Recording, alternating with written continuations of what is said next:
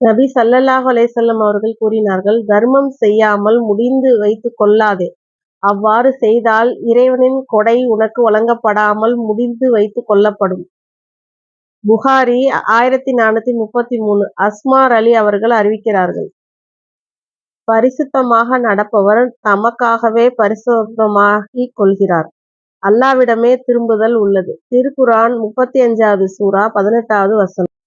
நபி ஸல்லல்லாஹு அலைஹி வஸல்லம் அவர்கள் கூறினார்கள், என் மீது இட்டுக்கட்டி சொல்லாதீர்கள். ஏனென்றால் என் மீது எவன் இட்டுக்கட்டி சொல்வானோ அவன் நரகத்தில் நுழைவான். அறிவிப்பர் அலி ரலியல்லாஹு அறிவித்தார். நூல் புகாரி 106.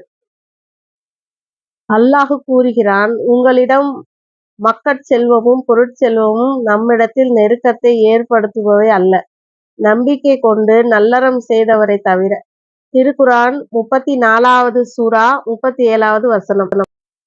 நல்லவர்களிலிருந்து கெட்டவரை அவன் பிரித்து காட்டாமல், நீங்கள் எப்படி கெட்டவருடன் கலந்து இருக்கிறீர்களோ அப்படியே கலந்திருக்குமாறு நம்பிக்கை கொண்டோரை அல்லாஹ் விட்டுவிட மாட்டான். திருக்குர்ஆன் 3வது சூரா 179வது வசனம். மறுமை நாள். இன்று அவர்களின் வாய்களுக்கு முத்திரையிடுவோம். அவர்கள் செய்து கொண்டிருந்ததை பற்றி அவர்களின் கைகள் நம்மிடம் பேசும், கால்கள் சாட்சி கூறும்.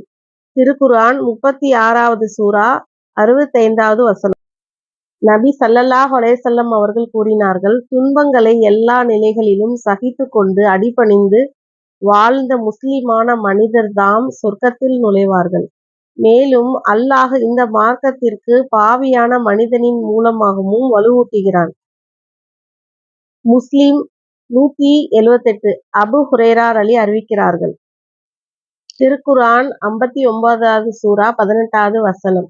நம்பிக்கை கொண்டோரை அல்லாஹ்வை அஞ்சுங்கள், மறுமைக்காக தாம் செய்த வினையை ஒவ்வொருவரும் கவனிக்கட்டும். அல் குர்ஆன் 39வது சூரா 23வது வசனம்.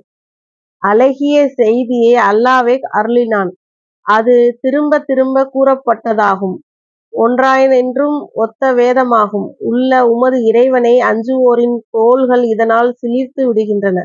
பின்னர் அவர்களின் தோள்களும் உள்ளங்களும் அல்லாஹ்வை நினைப்பதற்காக மென்மையடைகிறது. இதுவே அல்லாஹ்வின் நேர்வழி. நபி ஸல்லல்லாஹு அலைஹி வஸல்லம் அவர்கள் கூறினார்கள், நிச்சயமாக அல்லாஹ் தன் அடியார்களில் இரக்கமுடையவருக்கே இரக்கம் காட்டுகிறான். முஸ்லிம் 1682. உசாமா பின் ஸைத் அலி அவர்கள் அறிவிக்கிறார்கள், திருக்குர்ஆன் 4வது சூரா 142வது வசனம். நயவஞ்சகர்கள் அல்லாஹ்வை ஏமாற்ற நினைக்கிறார்கள், அவனோ அவர்களை ஏமாற்றியுள்ளான். அவர்கள் தொழுகையில் நிற்கும்போது சோம்பேறிகளாகவும் மக்களுக்கு காட்டுவோராகவும் நிற்கின்றார்கள். குறைவாகவே அல்லாஹ்வை நினைக்கிறார்கள். நபி ஸல்லல்லாஹு அலைஹி வஸல்லம் அவர்கள் கூறினார்கள், இறைவா, உன்னிடம் நான் நல்வழியையும் நேர்மையையும் வேண்டுகிறேன்.